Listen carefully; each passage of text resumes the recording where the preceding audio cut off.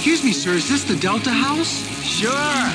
Come on in. They have cold beer and action on the game. I'm shocked to find that gambling is going on in here. It's time for the Degenerates Next Door. Dollar bills, y'all. Happy Halloween! Yes, at the time of this recording, it's Halloween. If you're listening to this show a day or two late, you've probably gained 5 or 6 pounds pillaging through your kids' candy or the stuff you were supposed to pass out at the front door. My name is Jason Hammer. Rob Kendall from the Kendall and Casey Show is here. You big Halloween guy, Rob? No, I am a guy that, I like my privacy, Hammer, and so sometimes we will just put the candy out with creative political sayings on the candy and let the kids take it themselves. However, I had to stop doing that because a bunch of teenagers stole all the candy one year. You mean you left candy out, then you were shocked to find there was gambling and theft going on in here? Here's the deal. Here's what I did, right? And I don't want to get too political on this show, but a couple of years ago, remember during the COVID where they were finger wagging at you like, don't you dare hand out the candy yourself because you'll give some kid COVID? Yes. Okay. So I put a little creative political sign based on who people were voting on, how many pieces they could take based on how much the government would take from you if you voted for that person. You were rationing out the candy based on who they were going to vote for. And then my favorite part is I sat on the other side of the door so I could hear the kids reading the sign, and then their parents were out trick-or-treating with them, and their parents would have to come up and explain the sign to them, and then hear the parents either thinking that's hilarious or saying really awful, terrible things about me. So I tried to do that then the next year, and I was on the other side of the door. Then the next year, I saw these teenagers, and I saw it in real time. They just went in there, and they took all the candy, and then I started to chase after them down the middle of the street to track them down because they were taking little kids' candy, and then my now wife, was my girlfriend at the time, had to stop me and go, you cannot get into an incident with a bunch of teenagers in the middle of the street. You will make the newspaper. And so then I said, that's it. I'm done. I tried to do the right thing, tried to hand out the candy, and some goofy-ass teenagers abused it and ruined it for everybody. I would have allowed it. I would have allowed you to go full Billy Bob Thornton and Bad Santa and chase down the kids that stole the candy and give them a little Brownsburg, Indiana justice. Well, you ever play the game Paperboy on Nintendo when you were a kid? I was a little before my time. Yeah, well, in Paperboy, you're a paperboy, you're delivering the papers, and there were all these people that would run out at you and things in the street you had to avoid. And there was some old grandma in a bathrobe that would run after you with a hatchet. And that was like going to be me. And I thought, because you're stealing little kids' candy. And my wife said, you have to stop. It was like something out of a movie. You have to stop. You cannot chase teenagers down in the street. And so since then, I've said, if they're just going to steal the candy, I'm not doing anything. So we'll get to the Thursday night game here in just a moment, but I have a question for you, Rob, because again, for those who don't know, you are, in a former life, an elected political official. That's right. Is the economy so bad that hot 20-year-old chicks can't afford slutty cat costumes anymore? Because I've seen a big decline in the last 5-6 years of coming to work. And we work at a pretty fun place. Yeah. A radio station with multiple stations. We've done our show in bars. We've done our show in clubs. I go out driving. I go to places. There used to be hot, slutty cats left and right. I don't see them anymore, Rob. I have a theory on this. Would you like to know my theory on this? Please. Now, this is hard for me because now that I'm married, I don't notice people's appearances anymore. Of course not. But I have a theory on this for humanity. And my theory is when we were, because I'm 40, you're 47. Yes. Is that right? Okay. So like my generation, you're a little bit ahead of me. It was a big deal for people to be slutty on Halloween because they weren't slutty all throughout the rest of the year, right? These were opportunities to be publicly slutty and people wouldn't judge you because you were participating. It happened at Christmas too, like slutty Santas or whatever. Right, slutty elf. Now, because we have the OnlyFans and the Instagram and the TikTok, everybody's just slutty all the time, so it's no big deal to be slutty on Halloween anymore. That's a phenomenal breakdown. The one thing I don't want to see tonight is slutty Aaron Rodgers, because I've got action tonight. I want action tonight, satisfaction all night. The Texans at the Jets.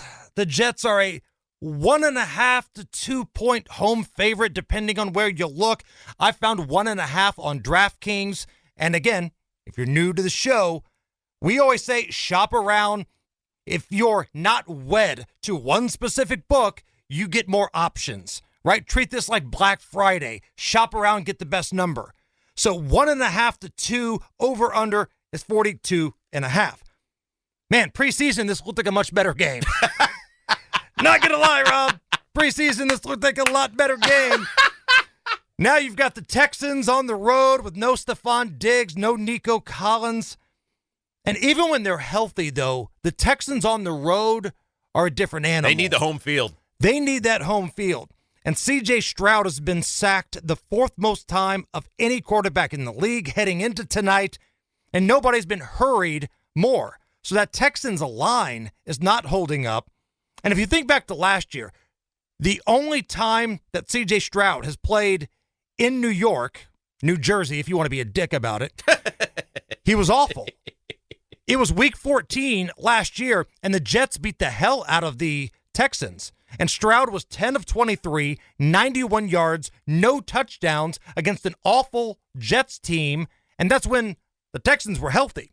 So both defenses okay heading into tonight, but I'm going to go with the Jets tonight. I'm going to lay 1.5 because I think you're going to get prime time Aaron Rodgers. Ooh. Aaron Rodgers has thrown 2 or more touchdown passes in each of his last 5. 1, 2, 3, 4, 5 Thursday night games. It might be the only time the old man shows up, but give me the Jets minus 1.5 tonight. Well, as a guy who I think has lost not 1 but 2 bets recently on believing in spiteful Aaron Rodgers. No, I lost 1 and then I stayed off another because I thought I think he may be done. Yeah, that was that Steelers game a couple weeks ago where I was like, yeah, spiteful Aaron Rodgers, prime time, baby.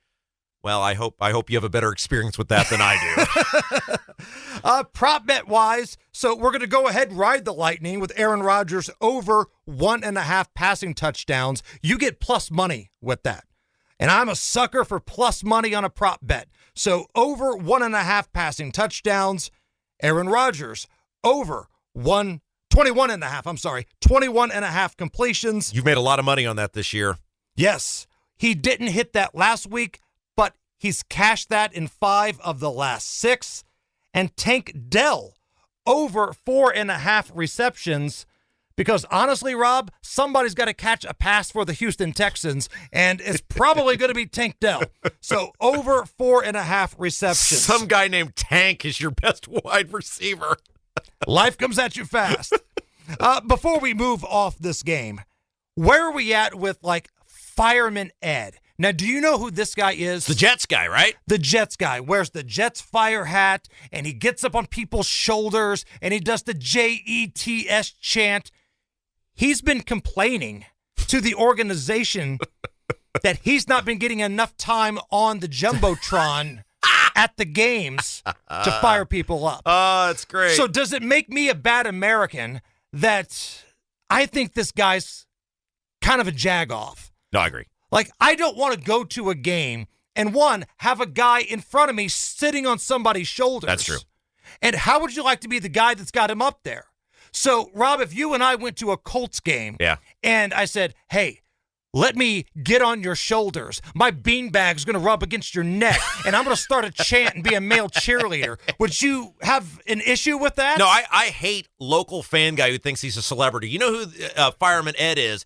He's the Jets version of Ronnie Woo Woo for the Cubs. Remember old Ronnie Woo Woo? He's still alive. Is he really? He is still alive. My buddy DJ goes to games all the time, and Ronnie Woo Woo takes the subway. Ronnie Woo Woo was this fan, and I don't know how he kept getting into. Were people giving him tickets, or somehow he kept getting into these Cubs games, and he would just go woo woo woo woo, and he's like some local celebrity who the national guys would come in and think he's some big endearing deal, and most of the local fans are like, "You're really annoying. Stop showing this guy and stop rewarding him for annoying behavior."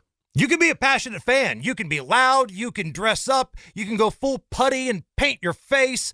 But when you start putting your bag on somebody's neck, when you are blocking somebody's view, and when you're upset that you're not getting screen time to be a cheerleader, You've worn out your welcome. I love, and this is why, by the way, thanks to Barrett Media, who did that fabulous article on us. You can check that out if you just Google Degenerates Next Door, Barrett Media. Great article about the program and more about you guys, our fabulous listeners, and how it's growing. I love that as new people be checking out the podcast, we got a bag on somebody's neck reference, and we're just, 10 minutes into the show or whatever it is. The Lions at the Packers. Man, this might be the best game on the slate this week. Now, we're keeping an eye on Jordan Love. That's the question, right? At the time of this show, this recording, it's Thursday around noon. And it looks like he's inching toward playing, but it's not set in stone. So, Rob, I turn to you. The Lions. And this line has done a 180 based on Jordan Love here. The Lions, -3 at Green Bay. The over-under, 47.5. All right, so let me be very specific here because we're honest with our audience. So I am 24-16, I think, for the year in the NFL. So we're 8 over. So that's pretty darn good. I'm basically 1 over, an average of 1 over every week. But we always want to be honest and upright with our audience because we want you to make money. We want you to win your bets. I don't feel great about any of these games this week. We got a show to do. We got to give 5 picks. And it's not like we're just going to watch the game without gambling on it. Absolutely, but I just want to be transparent. There are some weeks, and we'll tell you, I feel great about some of these. There's not a game here I feel great about, but here we go, right? And by the way, let's also be upfront. If either Jordan Love, because I don't think this line's going to move a whole lot until you get something definitive, if either Jordan Love or the quarterback for the Lions, Jared Goff, do not play because they're both kind of injured. We think they're both going to play. Goff popped up on the injury list with an ankle today. Yeah, so we want to be very transparent about this. If you do not get both these guys in this game, abort this pick. Cash your bet out. Yeah, so this is based on both of these guys playing. I am making the pick understanding they could be injured, but I think both of them are going to play, and so I'm making this pick knowing they both will probably play somewhat less than 100%. All right, so let me tell you how the Lions operate, okay? They score a ton of points. They usually give up slightly fewer tons of points. That's how they win. They're averaging 33.4 points per game. Now, it's a little misleading because they scored $93 million last week against the Titans, but you get the idea. The Packers can score 2. They're averaging 27 points a game. They're giving up 21, so they're not exactly the 85 Bears out there on defense. If Jordan Love plays, even though he's not 100%, I'll take the over. Give me over 47.5. Honk that horn, baby. Honk that horn over and over again. Rob is on the over. All right, let's bring in our professional handicapper. Because again, Rob and I are not professionals. We are each #1 rated radio hosts. That's right. But Kenny Britt of KB Sports is a professional handicapper, and he is a big, hairy American winning machine. He wins at football. He wins at horse racing. And I've seen his wife. He wins at life. KB, how are you? I'm doing great, Jason. How you guys doing today? Doing real well, man. All right. You've looked at the board. What game feels right for you? I'm looking at Seattle and the Rams. The total on that's 48. When the Rams are healthy, I'd put their offense up against anybody's in the league with Stafford and Puka and Kupp and Williams. And they really look good the other night.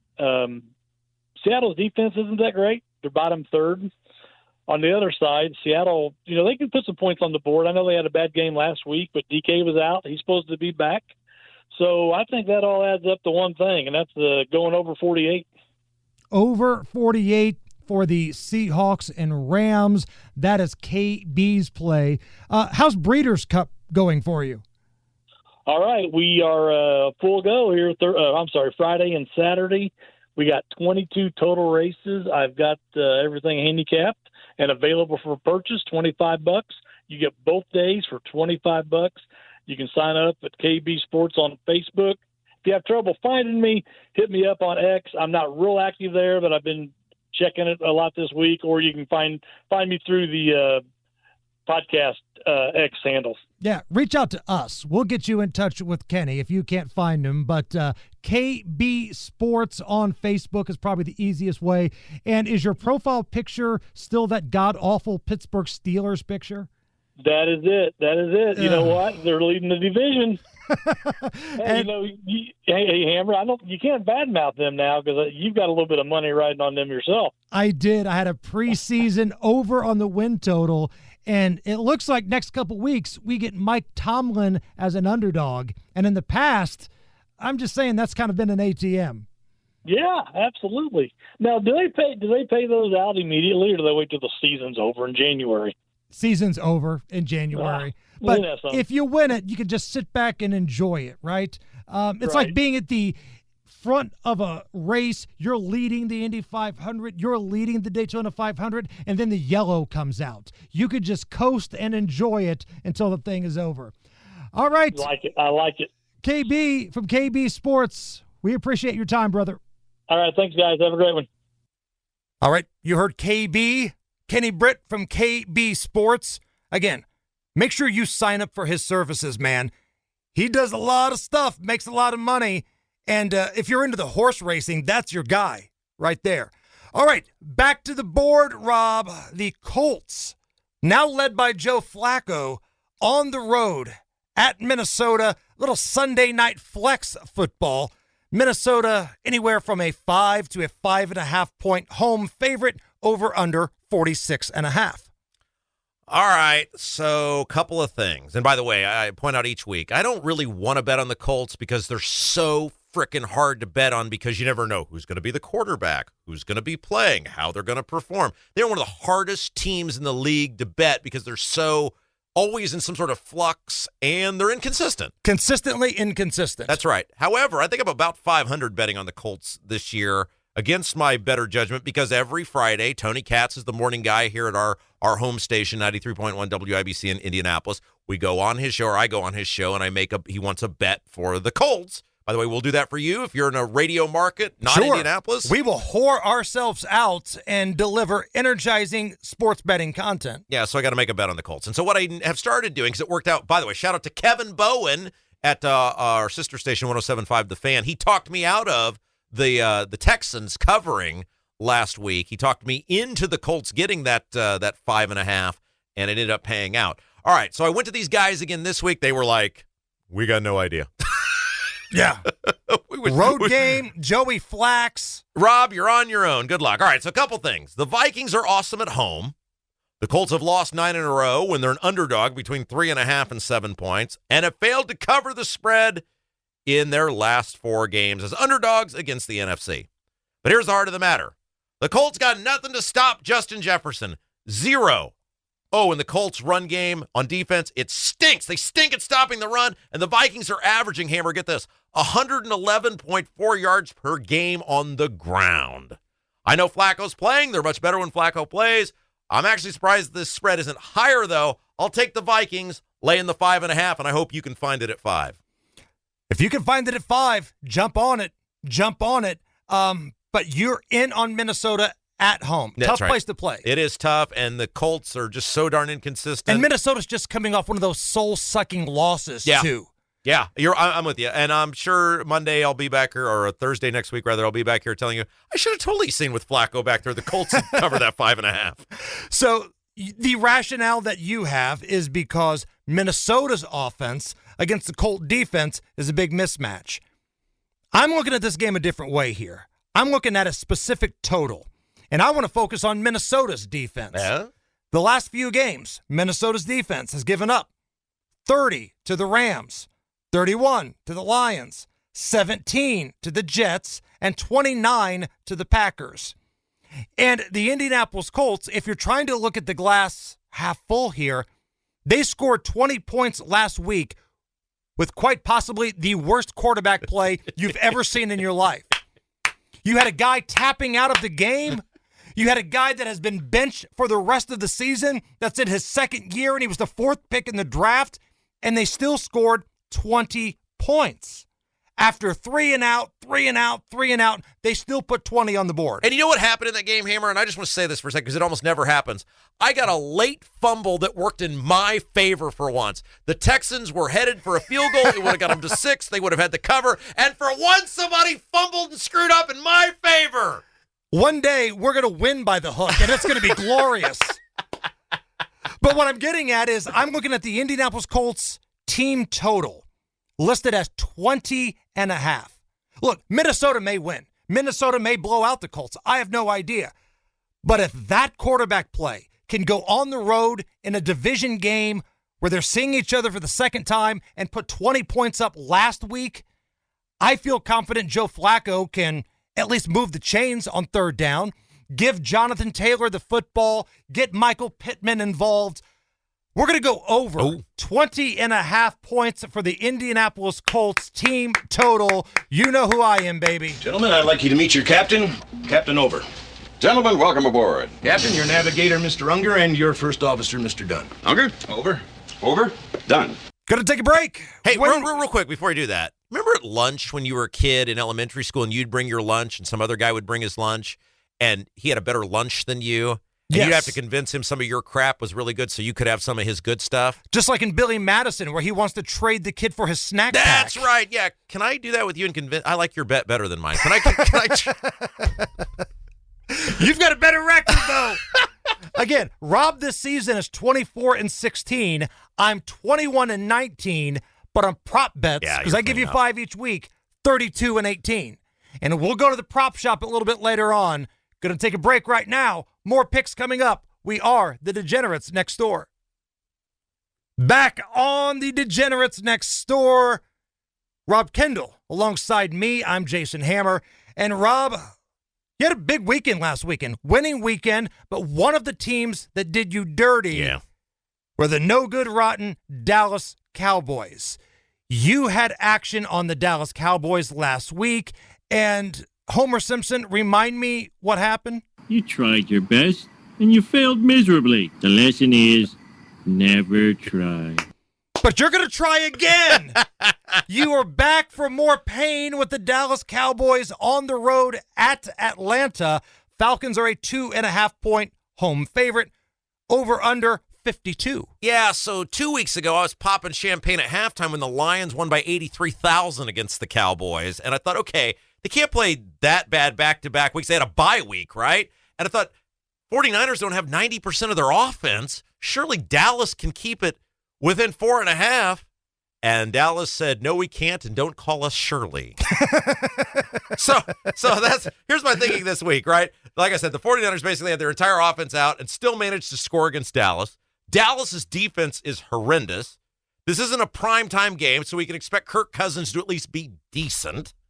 And the dude has weapons. Also, Dallas's running game. Have you seen the running game for Dallas? Well, I've tried to see the running game for Dallas. It's down to old man Ezekiel Elliott and old man Dalvin Cook. I didn't even know those guys were still in the league. I didn't know Ezekiel Elliott was still alive. Weren't those guys in Tecmo Bowl? Look, Atlanta's defense isn't great, but Dallas is -8 in the turnover margin. And Atlanta should be able to force at least like 1 or 2 turnovers to get some easy, good field position. I'll take the Falcons laying the 2.5. Ezekiel Elliott, I believe his rookie season is the final year of Roger Staubach. Yeah, he's in that 89 score set with Troy Aikman and Deion Sanders and Barry Sanders. So, one more time, who you got? I got the Falcons -2.5. All right. That's going to be a fun game to watch. The over-under says there's going to be a lot of points. In other news, the Patriots at the Titans. Oh no. The number 1 pick in the draft could be on the line here, Rob. The Patriots at Tennessee. Tennessee Titans, 3.5-point home favorite. The over-under is down to 38. Opened up at 39.5. It's already down to 38. Now, if you're somebody that does the teasers, right? The 3-point teasers, the 6-point teasers, this is the game for that. So you find something else, you partner with this, and give somebody an additional 6 points if you want here. If you're a teaser guy, make this one of your games. But let's just take it for what it is here. Jacoby Brissett probably going to be the starter for the Patriots, and it looks like Will Levis is going to be back for Tennessee. But technically, at the time of the show, again, it's Thursday at noon, we have no idea who the quarterback is going to be for either one of these teams. Now, I wanted to pull the under. Like, I really wanted to, and I probably should have. And I made a mistake doing this in college a couple weeks ago where I was too scared of a high number, right? Uh-huh. Oh, there's no way these teams are going to hit 70. Yeah. And it got to the 80s. I'm back for more pain because I just can't pull the trigger on under 38. So give me the Tennessee Titans minus 3.5 here at home. Home field advantage means 3 points in the NFL. And this opened up as a 3-point line, and now it's 3.5. And a buddy of mine that used to teach me about the gambling ways, old Bobby Slotman that used to work at the Tropicana. That was his real name, Slotman? Slotman, yes, but he was the slot man, Bobby Slotman. He said sometimes you have to listen to the market. Now, you can fade the public and you can have success, but every once in a while, listen to the market.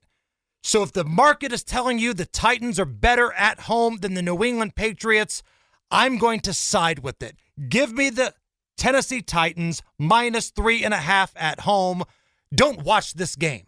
I'm telling you right now, don't watch this game. Watch something else. Go cut the grass. Go get drunk. I don't care.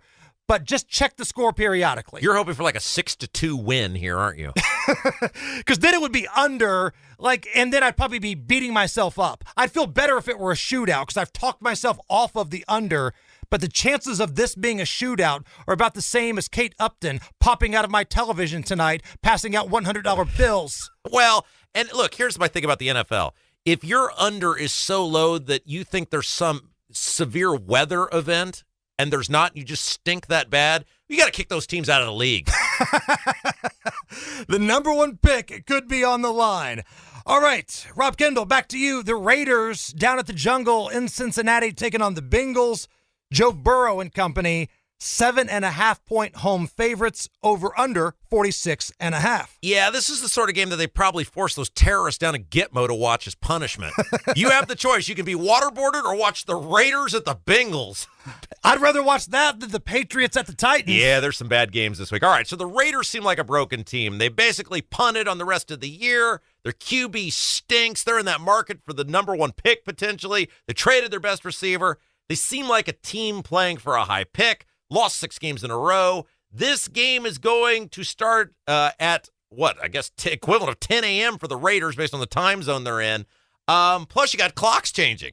This used to be the best, correct me if I'm wrong, Saturday when the clocks got turned back was the best night of the year because of an extra hour of drinking. You could go to the bars and get an extra hour, and then you kind of sleep it off the same way you did before. Yeah, I mean, there was just something magical being in your 20s.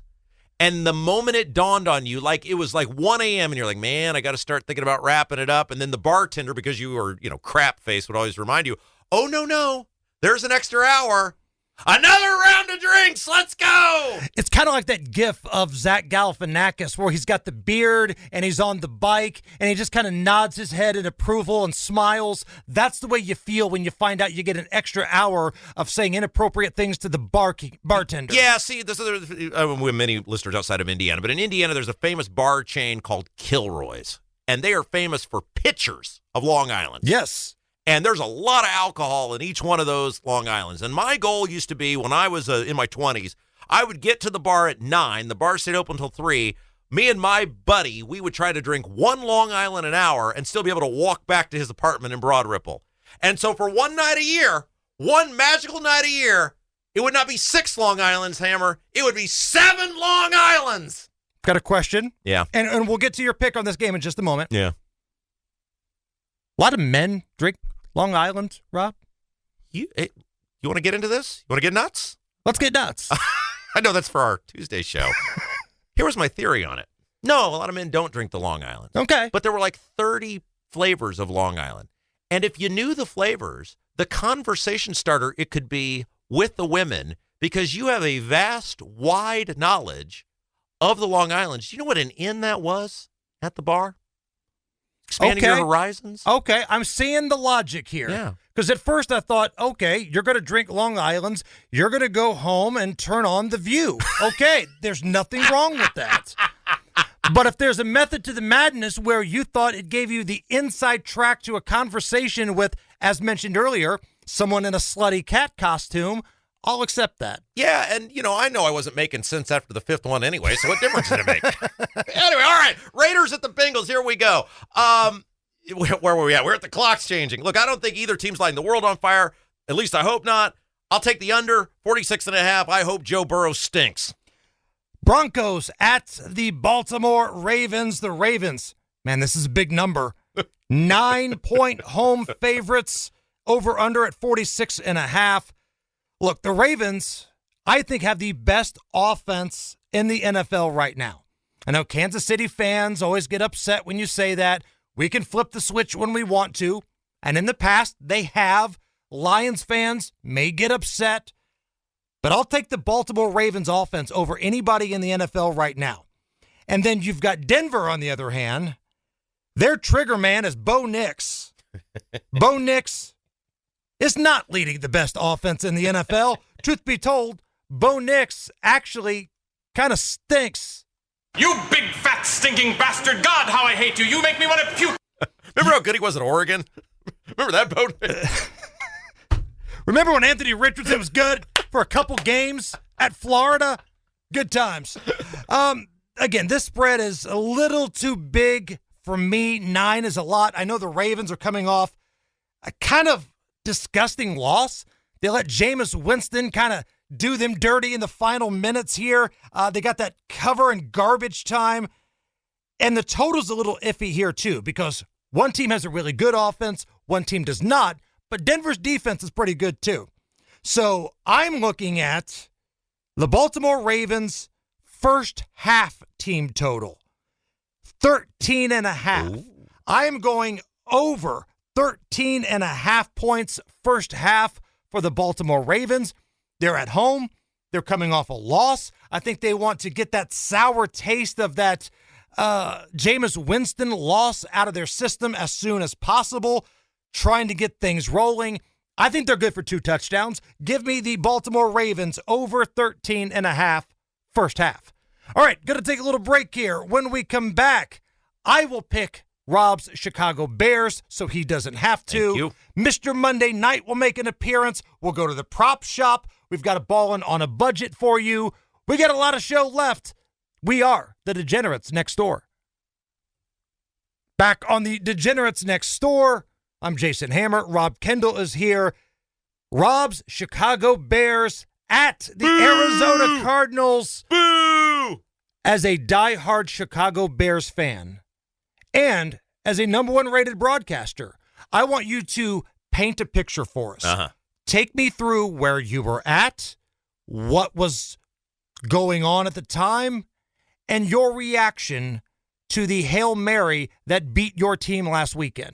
Well, I didn't actually see the end of the game because I'd taken a baseball bat to my television when they had it 3rd and goal at the 1, and they gave it to a guy with number 68 on his jersey, and he fumbled the ball. So I heard it was pretty exciting. Hammer. Just, you know whose fault it was? It was Nigel's fault. Your broadcast partner on the Hammer and Nigel show. The Bears score. I'm focused on the 2-point conversion, saying, okay, this is a big one. We can't let them get in field goal range. They hit that 2-point conversion. And then I knew we were in trouble, and I was watching the game at my dad's house because I don't want my daughter to ever see me behave like a madman, which I do during Bears games. So my dad is my neighbor. I always walk over to his house to watch the games, and then I walk back home. And I knew they were in trouble on the play before the Hail Mary when they let that guy not only get to about the 50, but he got out of bounds. And I looked at my dad and said, why the hell would they let him run that play? He can't throw it to the end zone. They don't have any timeouts left. What are they doing? And I just knew. Then you've got a guy in your secondary that has his back turned to a live play for 4 full seconds, talking smack to fans, and ultimately it was him that tipped the ball but didn't knock it down that allowed the Hail Mary to be completed, Rob. And I knew in real time. I knew it because, first of all, Nigel, your partner, before the game was over, for some reason, texted me, hey, Rob, how about those Bears? Oh, you don't do that. You don't screw up the gambling gods. You don't jinx it. You don't screw the mojo. And I saw it. I saw that text right as the ball was snapped. And in my mind, it's like, what are we doing? What is he doing? Why is he doing this? And then the Bears are rushing 4, and they're not getting it. I'm thinking, okay, there's only 7 guys back there. This is not good. And then the ball's in the air. And but I don't know. There were witnesses to the Kennedy assassination who described seeing it happen like in slow motion. And that's what it was like for me. And as soon as that ball was tipped in the air, I said, that's not good. And there it was. And then it's a blur. I know I had a plastic cup in my hand. And then once I got to my house, I didn't have a plastic cup in my hand. And I don't know what I did with that plastic cup. I don't know where it went. I knew then it was like OJ, I had a cut on my hand. And I couldn't explain how the cut got there. And then I realized this is just the Bears, and I got to go in and be a husband and a father, and everything's fine. You should be used to that type of thing. I am. And what about the coach? Oh, when he was with the Colts, Eberflus. That guy stinks. How do you have a guy not even looking at the field, and you don't call a timeout and take that guy off the field? I'm sick of it. I'm sick of it. I hate the Bears. Who are you picking? The Cardinals over the Bears, yes! Rob. Good for you. It opened up as a pick'em, and now it's 1.5. The Bears have lost 8 of their last 9 road games, and Arizona, even though they've caught some breaks with some injuries and the schedule, they're playing pretty well. They're in the mix, right? They could make the playoffs this year. So give me Arizona at home against the rookie quarterback. Dennis Green, your thoughts? The Bears are who we thought they were. And that's why we took the damn field. Now, if you want to crown them, then crown their ass. We don't want to crown them. We want to beat them. Give me the Cardinals. Look, I'm pulling a Nigel here. Nigel always does this with the Colts when they get down in a game. He'll text us, I hope they lose every single game this year. I'm becoming Nigel. I hope the Bears lose every single game the rest of this year. Nigel's gotten way too many mentions in this podcast. Let me just point that out right now. Yeah, okay. All right, Mr. Monday Night, Rob Kendall. He had another big win last week on Monday night. And this week, fun game. I think this is going to be an interesting matchup. The Buccaneers at the Kansas City Chiefs. Kansas City is an 8.5-point home favorite. The over-under right around 45.5. All right, full disclosure, because we want our audience to win. This is a pure gut pick. I looked up and down for a bet to place on Monday Night Football because, knock on wood, we've done okay so far this year. You are Mr. Monday Night. But I have no actual idea on this. I hate this Monday night game, but like I said, I'm Mr. Monday Night, so I got to do something. And Hammer, you're becoming my safety valve. And what I mean by that is almost every game now I will text you how I think I'm going to get screwed. Oh, yes. And I love it because you didn't used to be that way.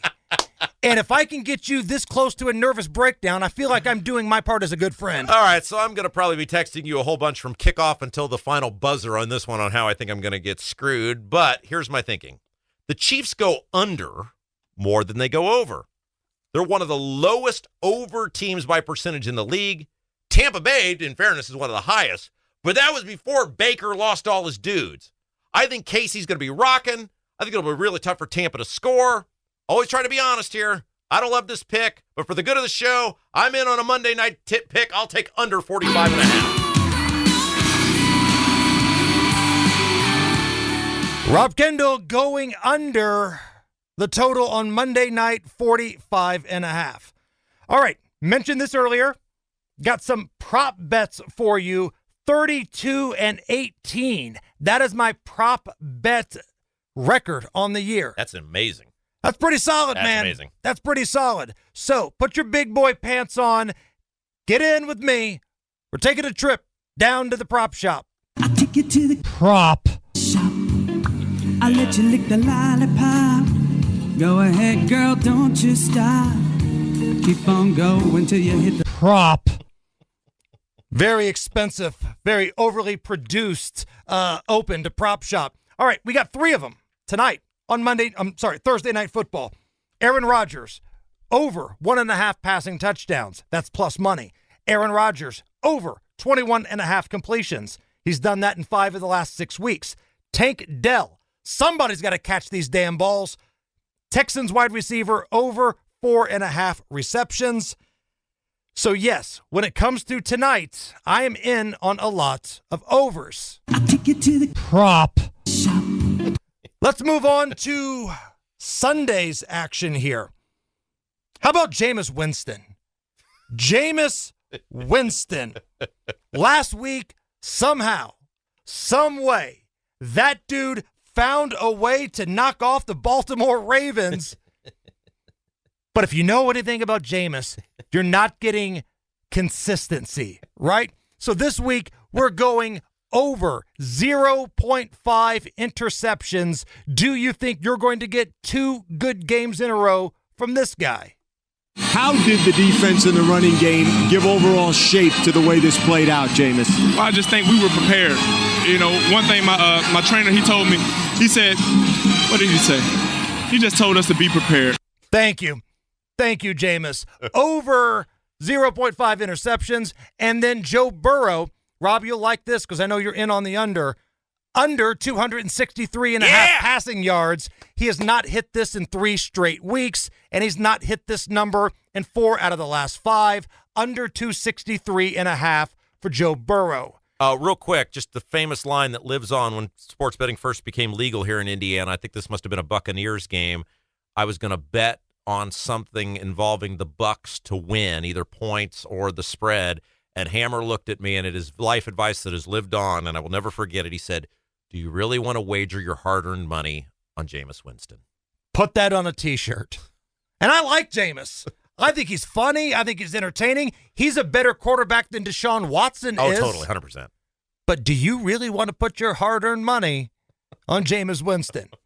All right, let's say that you've had a rough week. You spent a lot of money on Halloween candy. Your bitch of an ex-wife has left you. You can't afford to pay for a lot of the bills that you've got, but you got a little bit of money, and you want to turn that into a lot. Fear not. The cheapest man alive, the king of the $2 bet, Rob Kendall is here to teach you how to ball on a budget.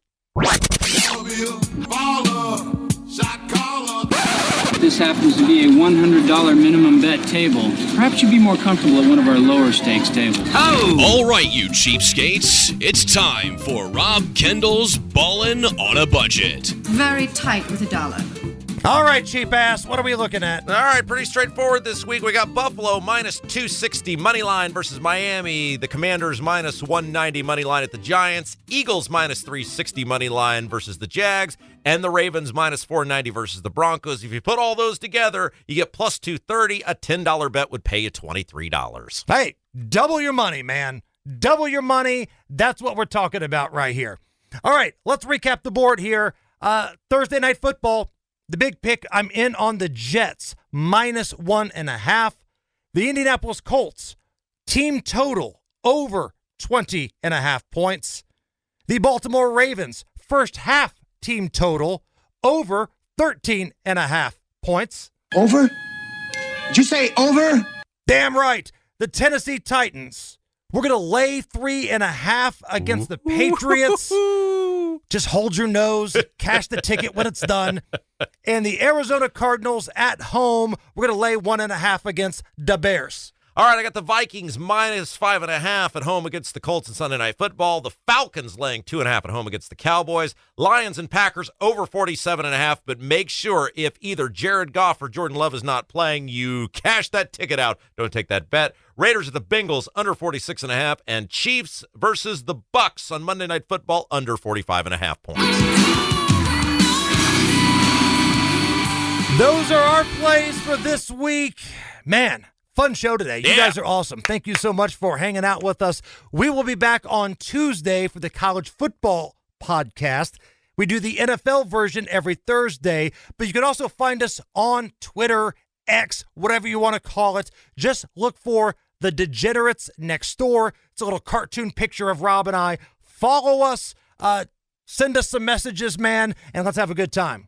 On behalf of Rob Kendall, on behalf of Kenny Britt of KB Sports, I'm Jason Hammer, and as always, may the odds be ever in your favor.